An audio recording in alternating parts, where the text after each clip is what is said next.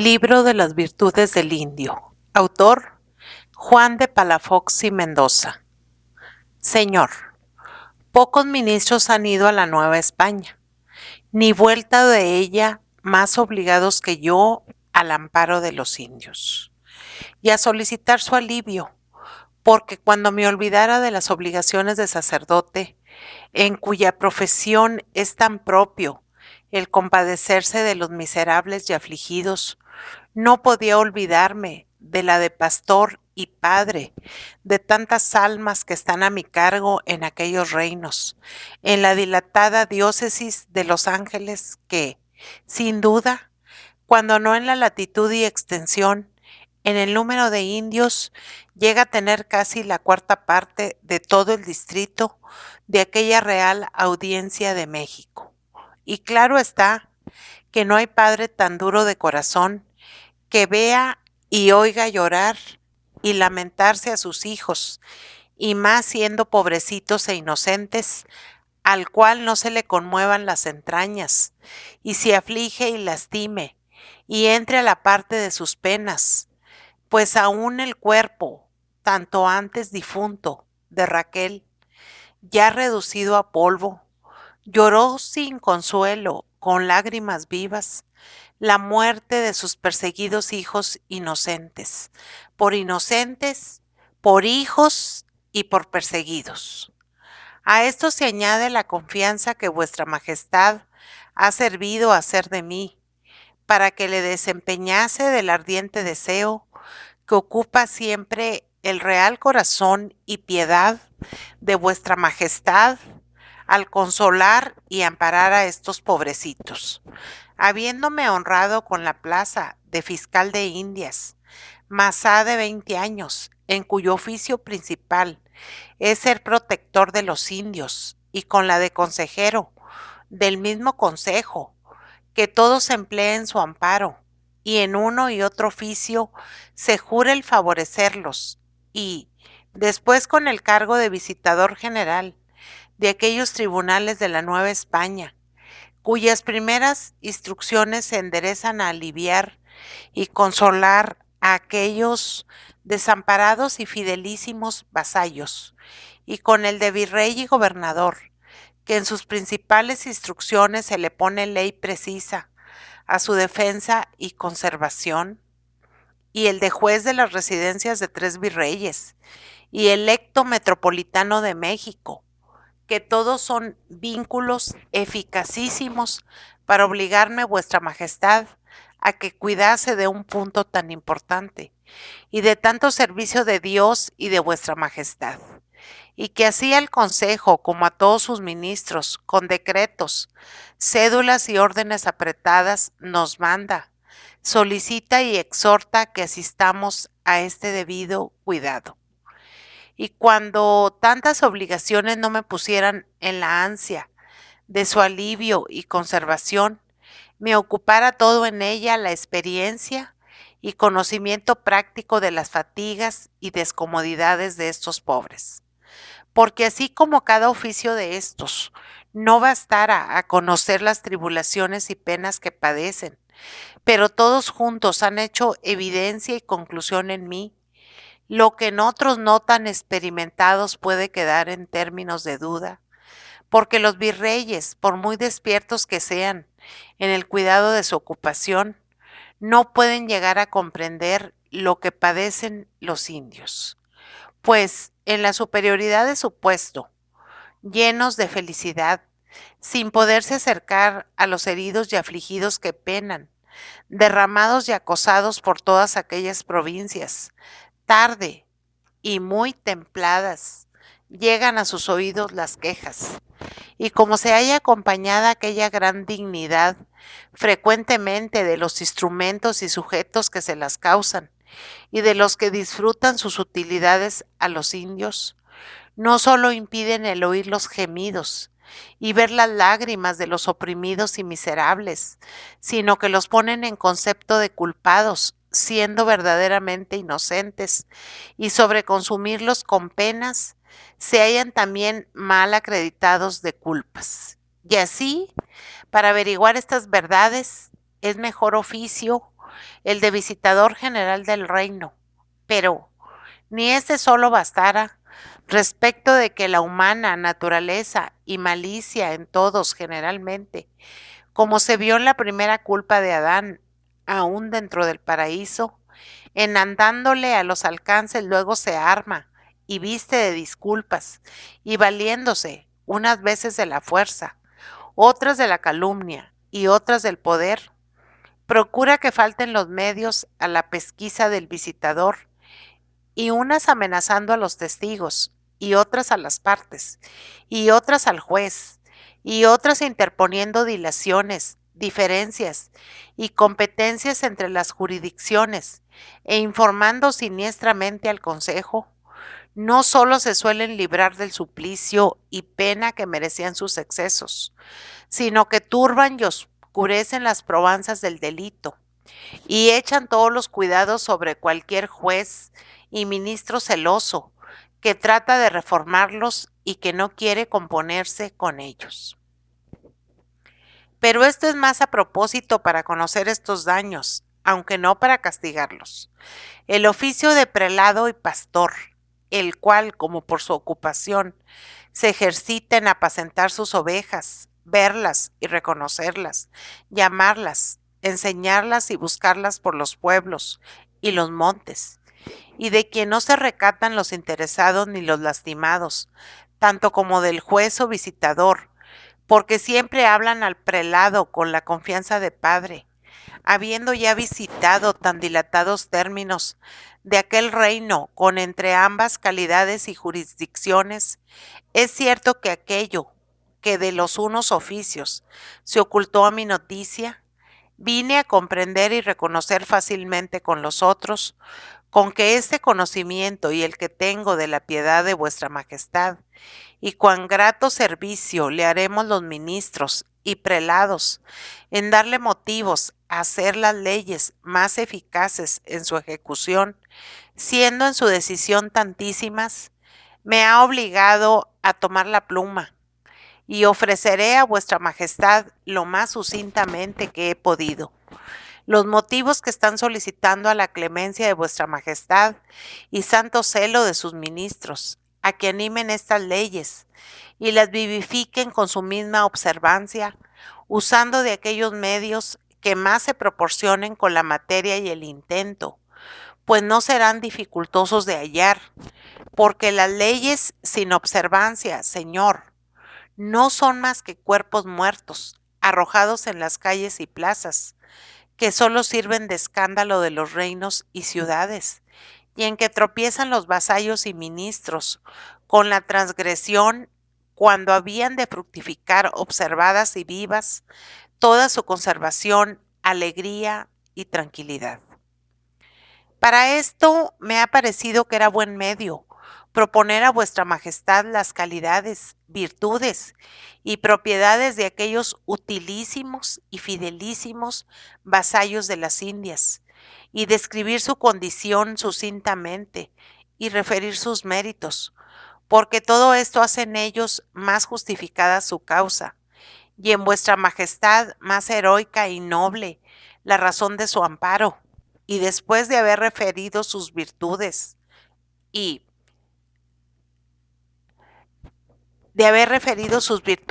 alegrado con ellas el ánimo real de vuestra majestad, de escribir en otro breve tratado sus trabajos para solicitarle y promoverle su remedio, y en tercero, con la misma precisión, ofrecerle los medios y remedios que pueden aplicarse a estos daños, no poniendo aquí cosa que no haya visto yo mismo y tocado con las manos, y aun estas mismas por diversas relaciones son por mayor notorias al consejo de vuestra majestad. Y tampoco acumularé a este discurso erudición alguna, sino que propondré a la excelente religión y piedad de vuestra majestad la sencilla relación de lo que conduce al intento. Suponiendo, Señor, que hablo primero y principalmente de los indios y provincias de la Nueva España, donde yo he servido estas ocupaciones que he referido y no de otras, si bien las del Perú son en muchas muy semejantes a ellas, aunque con alguna diferencia en la condición de los naturales, porque estas dos partes del mundo, septentrional y meridional, que componen la América, parece que las crió Dios y manifestó de un parto para la Iglesia, cuanto a la fe y para la corona católica de España, cuanto al dominio, como dos hermanos gemelos que nacieron de un vientre, y en un mismo tiempo y hora, y aún así en la naturaleza conservan el parecerse entre sí en innumerables cosas, como hermanos. Capítulo 1. Cuán dignos son los indios del amparo real de vuestra majestad, por la suavidad con que recibieron la ley de Cristo Señor nuestro, con el calor de sus católicas banderas. Para vuestra majestad y su religión esclarecida, el mayor motivo es el de la fe, porque en la corona y augustísima casa de Austria, más que en todas las del mundo, ha resplandecido esta excelente virtud, con dichosísimos incrementos de ella por todo el orbe universal. Siendo cierto que el celo de los señores reyes católicos, en cuyo tiempo se descubrieron las Indias, y el de los serenísimos reyes, emperador Carlos V y su madre, la señora reina doña Juana, en el cual se conquistó la Nueva España, y de los tres piísimos y catolicísimos Filipos, sus hijos y sucesores, en el cual se ha propagado, no se ha movido a descubrir y conservar aquel dilatado mundo, sino solo por hacer más extendida la fe y más gloriosa y triunfante la Iglesia Católica. Todas las naciones de Asia, Europa y África han recibido, Señor, la fe católica, no hay duda, porque hasta los últimos términos del orbe se oyó la voz evangélica por los apóstoles santos, sus primeros propagadores, publicada, pero también por los anales eclesiásticos y los martirologios de la Iglesia, y por las lecciones mismas de las canónicas horas, y por la celebración de las festividades, se manifiesta cuánta sangre de mártires costó el establecerla, y cuánta después el conservarla, porque más de 300 años se defendió la idolatría de la religión cristiana, y con la espada en la mano, con infinita sangre, conservó acreditada y falsamente adorada su errada creencia y culto. No así, Señor, en la América, en donde como unas ovejas mansísimas, a pocos años y aún meses, como entró en ella la fe, se fueron todos sus naturales, reduciendo a ella, haciendo templos de Dios y deshaciendo y derribando los de Belial, entrando en sus casas y corazones las imágenes, y pisando y enterrando ellos mismos con sus mismas manos su gentilidad vencida y postrada por el santo celo de la católica corona de vuestra majestad. Este, Señor, es un mérito excelente y muy digno de ponderación y de que la esclarecida y ardiente fe de vuestra majestad le reciba, lo estime, y que así en su real piedad como en toda la iglesia hay en el premio que merecen estos naturales por tan grande suavidad, docilidad y sencillez con que recibieron nuestra santa fe. Asimismo, es constante por todos los anales y crónicas eclesiásticas y padres de la Iglesia que apenas la religión católica desterró la idolatría de todas las naciones de África, Asia y Europa, después de haberse defendido tan obstinadamente, cuando nacieron luego monstruos horribles de heresiarcas y herejías que molestaron y persiguieron la Iglesia, no menos poderosa y despiadadamente que la misma idolatría. Pues vemos que en tiempo del mismo Constantino Magno, padre y amparo de la católica religión, ya Arrio, y poco después Eutichas y Macedonio y otros, envenenaron las imágenes Además, también envenenaron las puras aguas de la cristiana y verdadera doctrina y llevaron con perniciosos errores innumerables almas tras sí. Y hasta el día de hoy poseen sus discípulos y beben y viven sus nefandísimos hijos y sucesores de aquella abominable enseñanza. Y poseen con ella infamada muy gran parte de Europa y casi toda la Asia y África. No así esta cuarta parte y la mayor del mundo, la América, la cual, virgen fecundísima y constantísima, no solamente recibió la fe cristiana con docilidad y la romana religión con pureza, sino que hoy la conserva sin mancha alguna de errores o herejías, y no solo ninguno de sus naturales otra cosa ha enseñado que la católica religión, pero ni creído ni imaginado, de suerte que puede decirse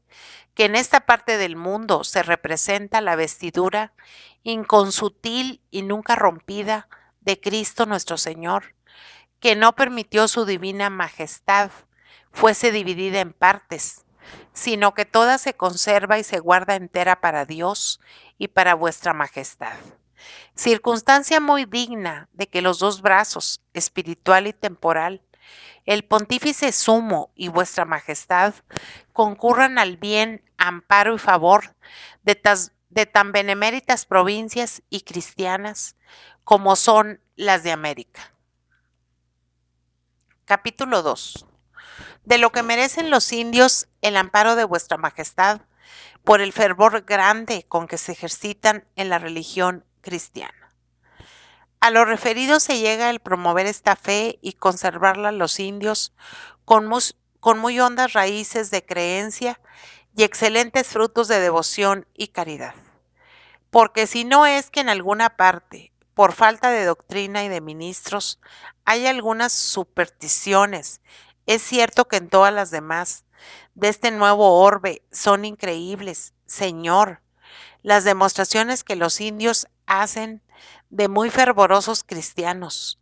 como se ven las cosas siguientes que yo mismo he mirado y tocado con las manos. Lo primero, en las procesiones públicas son penitentísimos y castigan sus culpas con increíble fervor. Y esto con una sencillez tan sin vanidad que sobre llevar cosas sobre sí que cause ostentación o estimación,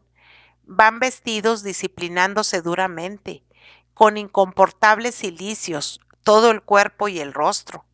y descalzos mirando una imagen de Cristo Señor, nuestro crucificado en las manos, y tal vez, para mayor confusión, llevan descubierta la cara, y esto con una natural sencillez y verdad, que a quien lo viere y ponderare causa grandísima devoción y aún confusión. Los demás van en las públicas procesiones todos, hombres y mujeres, con imágenes de nuestro Señor Jesucristo crucificado en las manos, mirando al suelo o a la imagen con grande y singular humildad y devoción. No hay casa, por pobre que sea, que no tenga su oratorio que ellos llaman Santo Cali,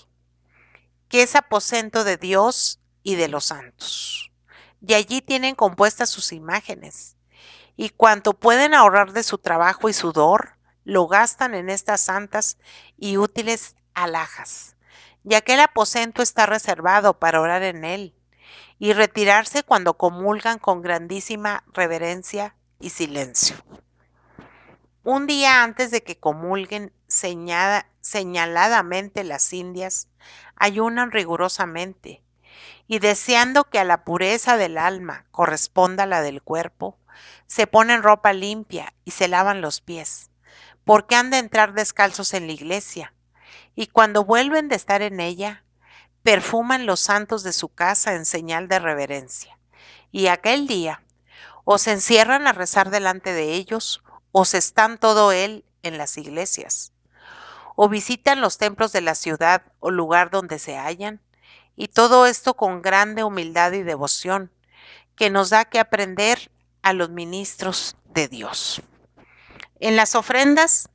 A la iglesia son muy largos, porque nunca ellos reparan en medio de sus trabajos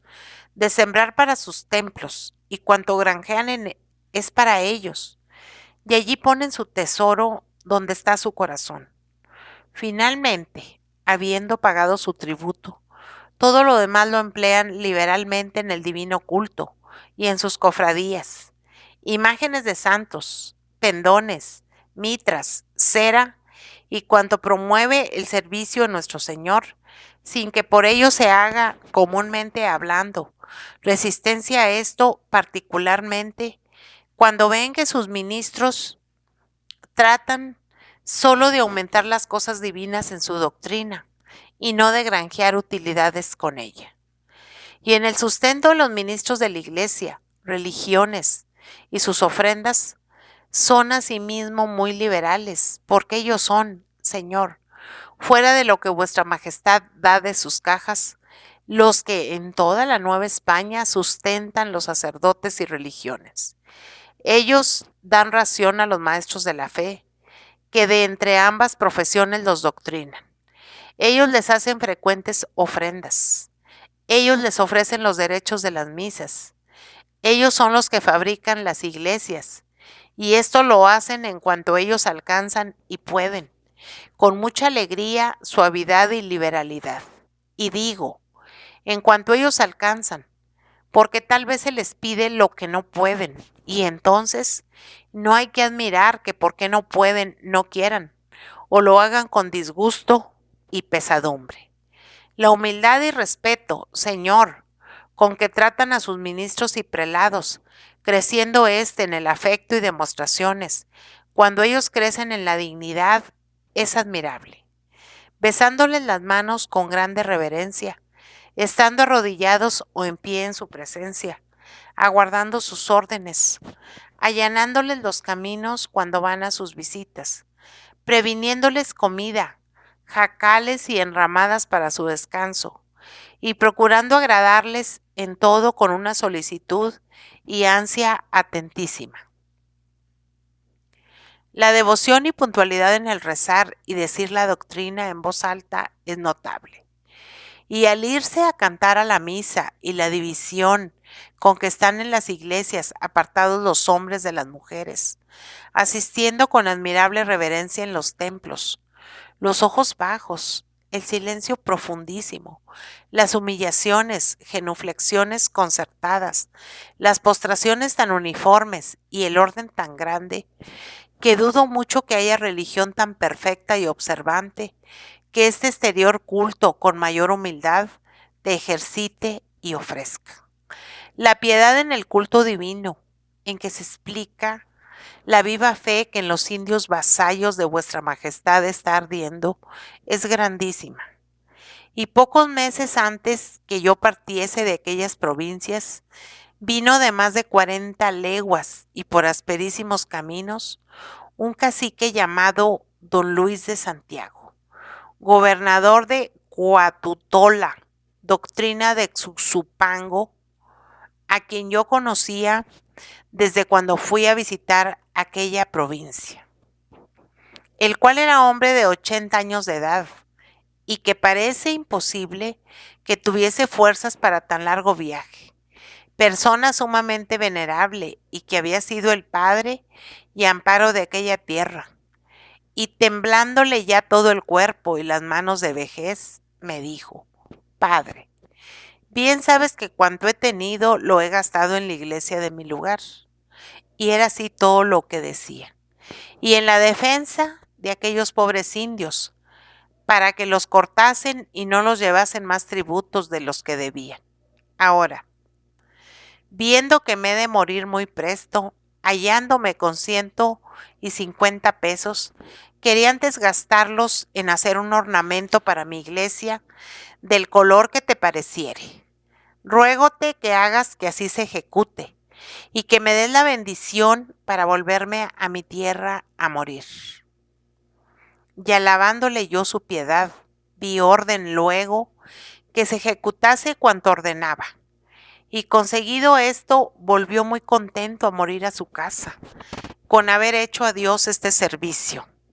De este género de afectos píos de estos pobrecitos, podía referir otros a vuestra majestad que confirmen su real, generosísimo y píísimo ánimo para su más seguro amparo y protección. Capítulo 3. De lo que merecen el amparo real de vuestra majestad los indios, por la suavidad con que han entrado en su real corona y su fidelidad constantísima. Así como estos fidelísimos vasallos de vuestra majestad son dignos de su real amparo, por la facilidad y constancia con que recibieron y conservan la fe y el afecto y devoción con que ejercitan con excelentes actos de piedad, no lo merecen poco, por la grande facilidad y prontitud con que se sujetaron al real dominio de vuestra majestad y entraron a serles súbditos y vasallos, en que han excedido a cuantas naciones se han sujetado a otro príncipe en el mundo. Porque como quiera que en sus principios no entraron en la corona real, por herencia u otro de los comunes derechos, sino por elección de ellos mismos, que voluntariamente se sujetaron al señor emperador Carlos V, y por la aplicación de la apostólica sede a la corona de vuestra majestad por santísimos motivos, y una justa conquista y jurídica acción para introducir estas almas en las iglesias y apartarlos de muchas idolatrías y sacrificios humanos y otras barbaridades que les enseñaba el demonio, a quien servían, y como quien para sacarlos de aquella durísima esclavitud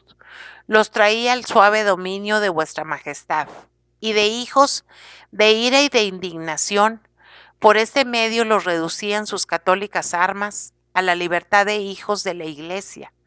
y a gozar del honor de ser vasallos de su católica y religiosísima corona, y de una excelsísima y devotísima casa, como la de Austria. Claro está que es muy loable y ponderable, y que pone en grande obligación a vuestra majestad el haber hallado a estos naturales,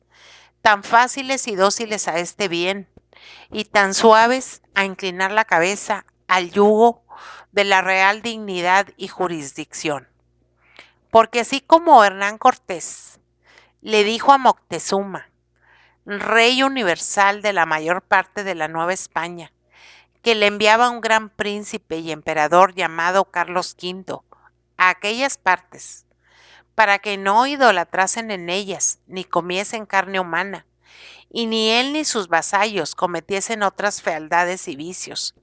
y que les convenía ponerse debajo del amparo de aquel gran rey y servirle y tributarle, se redujo este grande y poderoso príncipe a juntar consejo y convocar sus sabios y reconocer los libros de sus errores y tradiciones antiguas, y hallando que les habían profetizado en ellas sus ídolos, que de donde nace el sol, que es la Vera Cruz, por donde vinieron de España los nuestros, les habían de venir unas naciones a quien habían de servir. Se dispusieron luego Moctezuma y sus reinos a ofrecer obediencia al invictísimo emperador Carlos V y pagarle tributo. Y juntaron tesoro para remitírsele, y después, que por diversas causas, más los vasallos de Moctezuma que no él, quisieron apartarse de esta primera obediencia, ya segunda vez conquistados y sujetos, no han intentado más apartarse de la corona de vuestra majestad, sino que le obedecen y sirven con rendidísima obediencia y lealtad, circunstancia de singular mérito, y que puedo inclinar a su grandeza a honrar, favorecer y amparar a estos naturales y fidelísimos vasallos. Reconózcanse, Señor, las historias y crónicas de todos los remos y provincias de Ensopa, que no se bailará ninguna en la cual, por fidelísimos que sean sus moradores, no hayan padecido muchas enfermedades políticas, frecuentes a los cuerpos públicos de las naciones, despertándose y levantándose guerras con sus reyes o gobernadores, unas veces sobre privilegios, otras sobre tributos, otras sobre derechos o inteligencias de príncipes confinantes y poderosos, humores que revuelven los de los reinos, los cuales, sobre la sangre que costaron al conquistarlos, le hacen a la corona derramar mucha al gobernarlos y conservarlos. Y esta nobilísima parte del mundo, sobre haber costado a la de vuestra majestad y a España poquísima sangre, respecto de su grandeza, al sujetarse, no ha costado ni gastado copia considerable al conservarse, y mucho más la de la Nueva España, que entre todas las da este nuevo mundo, ha sido pacífica y leal. Capítulo 4. Del valor y esfuerzo de los indios, y que su lealtad y rendimiento a la corona de vuestra majestad no procede de bajeza de ánimo, sino de virtud. Y porque es muy ordinario, Señor, a las excelentes virtudes deslucirlas con el nombre de los vicios e inspecciones más vecinas, y llamar a la paciencia cobardía, y al valor crueldad, y a la liviandad galantería, y al celo santo inquietud y ambición. Y a esta docilidad de los indios le suelen llamar credulidad y facilidad, por dejarse llevar, por dejarse sujetar a la real jurisdicción y corona de vuestra majestad, y así la llaman vileza y bajeza de ánimo, y poco entendimiento y discreción. Debe advertirse que en esto no obraron estas naciones solo por temor, ni son ni han sido tan pusilánimes ni desentendidos como han pretendido publicarlo por el mundo. Porque de la manera que estando Hernán Cortés, no solo con 300 soldados y 17 caballos, como a los principios estuvo cuando entró en la Nueva España, sino con 1300 soldados y 200 caballos que se le agregaron, con los que trajo Pánfilo de Narváez, no solo le echaron de México, los de aquella ciudad y de sus circunvecinos, que respecto de lo restante de la Nueva España eran muy pocos, sino que le mataron 800 hombres. Y a él y a todos los demás los hirieron y obligaron a volver rotos y deshechos a Tlaxcala. Es ciertísima que si a los principios no los recibiera como a huéspedes y a hombres admirables, y como a dioses o teules venidos de provincias no conocidas, y llenos de admiración y espanto, de ver hombres con barbas y a caballo, en animales que nunca habían visto, y a los caballos y potros tan feroces, que los veían como racionales a cometer con orden unos y otros, mirando también unidos y trabados los hombres con los caballos, que creían que era de una pieza, y medio hombre y medio fieras, viéndolos embestir con tanta ferocidad, y reparando asimismo en lo que sus dioses le tenían dicho, de que había a de venir a mandarlos naciones hijas del sol, por donde él nace, espantados juntamente de las escopetas o mosquetes que resonaban tanto, y viendo que con ellas mataban las gentes, sin ver con qué los mataban, por ignorar aquel secreto y oculta fuerza que arrojaba tan lejos aquellos pedazos de plomo, con que ellos pensaban que aquellos extranjeros eran dioses o teules, es que fulminaban rayos y mataban cuanto querían y como querían. Si a los principios, pues, Señor, y luego que entraron los españoles, no les ocupara la admiración y curiosidad a los indios, sino que todos se juntaran contra los nuestros, o tuvieran iguales armas o caballos, o se hubieran unido y conformado, y no anduvieran divididos, y en guerras sangrientas entre sí los tlaxcaltecas, de quien se valió Hernán Cortés, con los mexicanos y los totonacas. Con otras naciones, no puede negarse que el valor de los naturales fue grandísimo, y su resistencia hiciera en este caso muy peligrosa y dificultosa su conquista. Porque sin embargo, de ser la ventaja de las armas de los nuestros tan grande, que los indios peleaban con palos y piedras, y los otros con espadas y arcabuces, y los unos a pie, y algunos de los otros a caballo. Embestían los indios con grandísimo valor, y se juntaban y conjuraban 4 y 6 indios desarmados a coger un caballo y detenerle en su carrera estando armado el soldado sobre él. Y le solían derribar y llevársele, y hubo indio que de una cuchillada con una espada de madera le derribó del todo la cabeza a un caballo, y otro que habiéndole atravesado con una lanza el cuerpo, fue caminando con ella misma hasta llegar al soldado que la tenía empuñada. Y herido y muriendo, se la quitó de las manos. Y en México se defendieron 3 meses, ya muy desamparados de los suyos, con grandísimo valor, y haciendo sus acechanzas y emboscadas, y engañando en ellas a soldados tan experimentados y valerosos como Hernán Cortés y los suyos. Y padecieron increíble hambre y trabajos, con grandísima fortaleza de ánimo. Y el último rey, llamado Guatemuz, con ser de edad de 24 años, después de haber defendido la ciudad con increíble constancia y fortaleza, cuando vio que ya no tenía gente, luego que retirándose le cogieron y llevaron a Hernán Cortés, y perdida del todo su corona, rendido delante de él, se veía cautivo, le dijo: toma este puñal y mátame, como quien dice que sin imperio y libertad le sobraba la vida. De suerte que no hay que aminorar el valor de los conquistadores de Nueva España, pues tan pocos con tan grande peligro y constancia sujetaron estas naciones a la corona de vuestra majestad, ni el de los conquistados y naturales indios de aquellas provincias,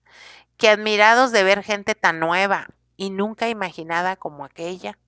obraban espantados y asombrados, divididos entre sí y discordes, y como secretamente conducidos y guiados interiormente a entrar en la iglesia por la fe y en la corona de vuestra majestad para su bien. Porque a la verdadera para ellos ver hombres a caballo y animales que embestían a los hombres, y tan nacidos y trabados con los mismos hombres, que creían eran de una pieza, el caballo y caballero, lo mismo que si a Europa viniesen naciones extrañas, y nunca vistas ni imaginadas, que peleasen desde el aire y escuadrones volantes de pájaros ferocísimos contra quienes no valiesen nuestras armas y arcabuces, que claro está que creeríamos los europeos que aquellos eran demonios, como creyeron los indios que los españoles eran teules. Ni tampoco debe causar admiración ni tener por menos a los indios, porque una cosa tan impensada les admirase, pues esto es común a nuestra naturaleza y se halla en muchas historias, no solo en naciones tan remotas de la común política como estas de América, tan tarde descubiertas y enseñadas, sino en otras muy políticas, las cuales, antes de estar cultivadas y entendidas de las cosas y los casos, e ilustradas con la fe, han creído fácilmente cosas ligerísimas y vanísimas. Los españoles, señor, que son tan despiertos y entendidos, y nación tan belicosa y valerosa, que con ella conquistó Aníbal a Italia, y sin ella apenas se ha obrado cosa grande en Europa, pues Julio César y Teodosio, que fueron los más excelentes emperadores, el uno de los romanos y el otro de los griegos, se sirvieron siempre de ella, y la primera a la cual comenzó a conquistar el imperio romano, y la última que acabó de conquistar fue España. Con todo esto, viniéndose huyendo Quinto Sertorio de Roma, un hombre fugitivo como este, desde una cueva donde estaba escondido, haciendo creer a los pueblos desatinos como que le hablaba a una sierva al oído, a quien él había enseñado a que comiese en sus orejas, poniéndole en ellas el alimento, salió de allí y nos engañó y sujetó,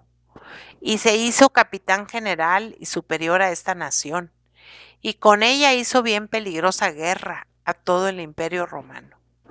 Que si ahora viniera, cuando ya nuestra nación está del todo política, es cierto que el primer alcalde de aldea, con quien topara en Castilla, y a quien quisiera persuadir esta maraña, le castigara por engañador y se acabara Sertorio. Y asimismo es desdichado ejemplar el de los árabes y asiáticos y europeos, engañados con los embustes de Mahomet, que con ficciones sujetó e infamó a aquellas naciones acostumbradas a mayor policía, inteligencia y perspicacia que no los indios, a los cuales cosas tan extraordinarias como las que veían, y luego otras proporcionadas a la razón y prudencia y política, como las que les decían del señor emperador y de los cristianos, y de su santa ley, de sus católicas verdades, y la secreta fuerza que Dios en todo ponía, para que aquellas dilatadas naciones se salvasen, pudo, sin nota de credulidad ni bajeza de ánimo, traerlos a la verdadera fe y dominio de la católica corona de vuestra majestad, lo cual ellos mismos escogieron, votaron y recibieron. Servicio y mérito digno de los favores y honras de vuestra majestad por las razones siguientes. La primera, porque entraron en su dominio con poquísima o ninguna costa de plata y tesoros de la corona de vuestra majestad. Por lo que toca a la Nueva España, cosa que no ha sucedido en otras naciones conquistadas ni aún heredadas. La segunda, porque sobre no haber costado plata, gastaron poquísima sangre de sus vasallos respecto del número grande de naciones de indios que se sujetaron a la real corona tan presto y con tan pocos conquistadores. La tercera, porque desde que entraron en ella no se ha visto sedición ni rebelión, ni aún desobediencia considerable de indios en más de 130 años, y lo que es más, rarísimas resistencias a la justicia, ni a ministros, y esto ni aún afligidos tal vez y acosados de ellos. La cuarta, porque en demostración de esta verdad, sucede quedarse un alcalde mayor con 2 españoles en una provincia de 20,000 indios, y un beneficiado religioso solos, entre 10 y 12,000 indios muchos días y noches, y estos sin armas y descuidados, y mandándoles diversas cosas, y algunas duras y trabajosas, y obedeciendo solo por el nombre real de vuestra majestad, en virtud del cual los gobiernan con la misma facilidad, sujeción y suavidad a 2,000 leguas de vuestra majestad, que pudiera un indio a 10,000 españoles. La quinta, porque el amor que tienen, no solo al servicio de vuestra majestad, sino a su real persona, es grandísimo, y esto lo he experimentado diversas veces, y poco antes que saliese de mi iglesia para esta corte, habiendo llegando nuevas de que en algunos reinos había vasallos rebeldes a la corona de vuestra majestad, me escribió un indio cacique llamado don Domingo de la Cruz, vecino de Zacatián, una carta de grande pena, significando el cuidado con que estaba por haberle dicho que había quien hubiese perdido el respeto a vuestra majestad. Y yo le respondí asegurándole que se iban castigando los malos, y que todos estaban ya a los reales pies de vuestra majestad, pidiendo que los perdonase. Y quien conoce la cortedad de los indios y el respeto que tienen a un prelado, conocerá cuán grande es el amor que a vuestra majestad tienen, pues rompe por el embarazo y encogimiento con que ellos suelen obrar. Lo cual, señor, Todo está diciendo cuán mansas ovejas son a la fe, y cuán suaves y finos vasallos a la corona, y cuán dignos estos indios del amparo real, que siempre han hallado en la piedad de vuestra majestad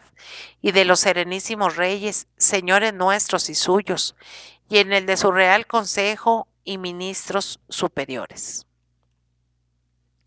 Capítulo quinto. Cuán dignos son los indios de la protección real, por las utilidades que han causado a la corona de España. Así como los indios son los vasallos que menos han costado a la corona, no son los que menos la han enriquecido y alimentado. Porque no puede dudarse que muchos de los demás reinos de vuestra majestad y de otras coronas que hay en el mundo, aunque se consideren juntas, no igualan ni llegan a la menor parte de los tesoros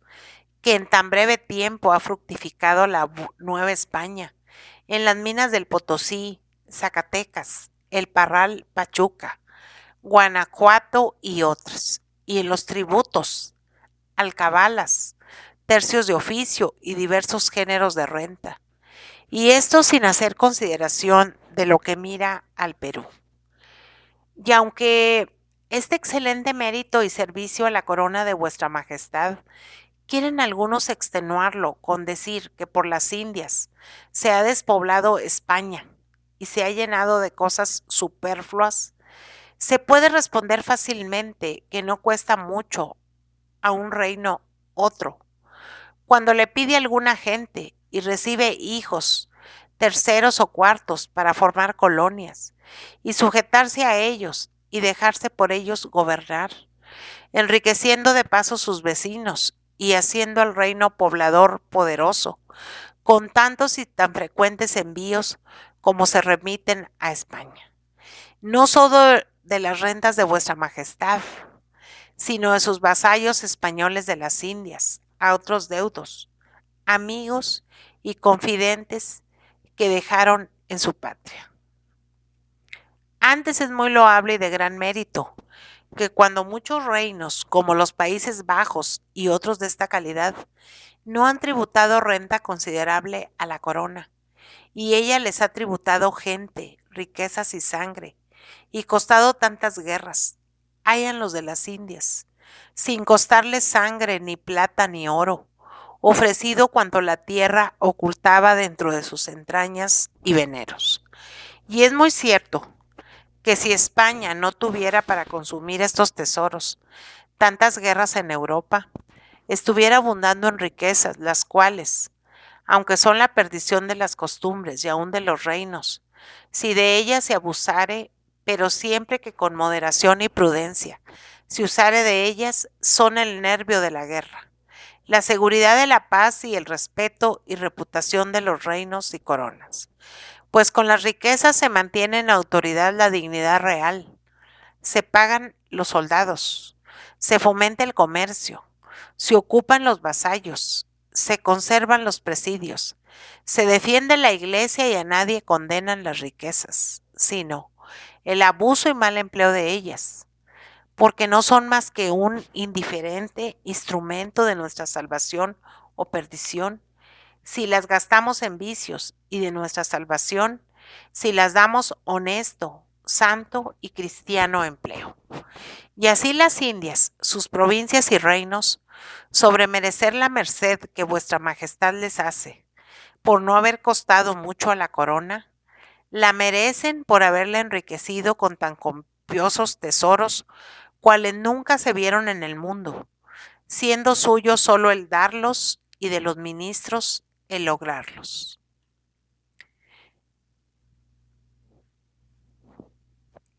Y es, sin duda, que para las continuas guerras del señor emperador Carlos V y serenísimos Felipe II y III, su hijo y nieto, y las frecuentes y pasadas que vuestra majestad ha tenido para defender la iglesia y la fe, y su dignísima corona y casa, han importado tanto los socorros de las Indias, cuanto se puede fácilmente reconocer de los que han venido desde el año 1523 hasta ahora, y de los que han faltado, cuando por algún accidente no han llegado, que ha causado dañosísimos efectos. Capítulo 6. De la inocencia de los indios, y que se hallan comúnmente exentos de los vicios de soberbia, ambición, codicia, avaricia, ira, envidia, juegos, blasfemias, juramentos y murmuraciones. La inocencia es una privación de vicios y pasiones consentidas, que en su raíz hace a los hombres admirables, y por sus efectos y pureza de vivir, amables y dignos de protección con los reyes y superiores. Y suponiendo que los indios son hombres y sujetos a las comunes miserias y pasiones de los hombres, es ciertísimo que respecto de otros naturales y costumbres se pueden llamar inocentísimos, porque ninguno los habrá tratado con atención y mirado con afecto pío y cristiano, que no reconozca con evidencia moral que están libres en cuanto cabe en la humana fragilidad de 4 vicios muy capitales y otros que en el mundo suelen ser vehementísimos y los que más guerras, divisiones, discordias y pecados han causado. El primero es codicia, que no la conocen los indios comúnmente, y rarísimos se hallarán que amen al dinero, ni que busquen la plata, ni la tengan más que para un moderado uso y sustento. Ni juntan unas casas a otras, ni unas heredades a otras, sino que con parsimonia moderadísima vive cada uno contento con su estado. Lo segundo, están libres de la ambición que es tan natural en los hombres, porque son poquísimos los indios que aspiren con vehemencia a los puestos de gobernadores y alcaldes que les tocan. Antes, hacen con mucha paz las elecciones, y si hay algunos que las revuelven, son mestizos que ya salen de su nación, y con eso de aquella sencillez y natural humildad, o concitados de los doctrineros o alcaldes mayores, que por conveniencias suyas, deseando que sea más uno que otro gobernador, lo suelen poner en algunas diferencias con que acuden a los virreyes en las elecciones. Pero lo común, si a ellos los dejan, es elegir al más merecedor del puesto,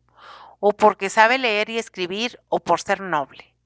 y algunas veces por la presencia, eligiendo indios de buen aspecto y ostentación. Y solía yo decir que en algunas partes donde los dejaban obrar a su gusto, hacían los gobernadores y alcaldes por la cintura, porque al más grueso y corpulento, por tener mejor aspecto y presencia, hacían y elegían para estos puestos. Con tanta sinceridad y tan sin ambición obran en las elecciones. Lo tercero, no conocen la soberbia, sino que son la misma humildad, y los más presumidos de ellos, en poniéndoles delante el español, aún el mulato y el mestizo o el negro, como corderos mansísimos, se humillan o se sujetan y hacen lo que les mandan. Y no hay nación en el mundo que así cumple el precepto de San Pablo a la letra. Como estos pobrecitos indios cuya humildad, subordinación y resignación antes ha de causar subordinación, deseo de su bien, descanso y alivio, que hacerles más duro e intolerable el poder. Lo cuarto, apenas conocen la ira, porque son templadísimos en sus disgustos, y no solo tienen inimitable paciencia y silencio en sus trabajos, y es menester exhortarles a que vayan a quejarse a los superiores de muy terribles agravios, sino que con cualquiera cosa se aquietan y tienen por su alivio el callar y padecer. Estando en mi casa, 2 indios que hice traer de la Mixteca para ver cómo labraban unas piedras y poderlo informar a vuestra majestad conforme a cierto orden que me dio sobre esto,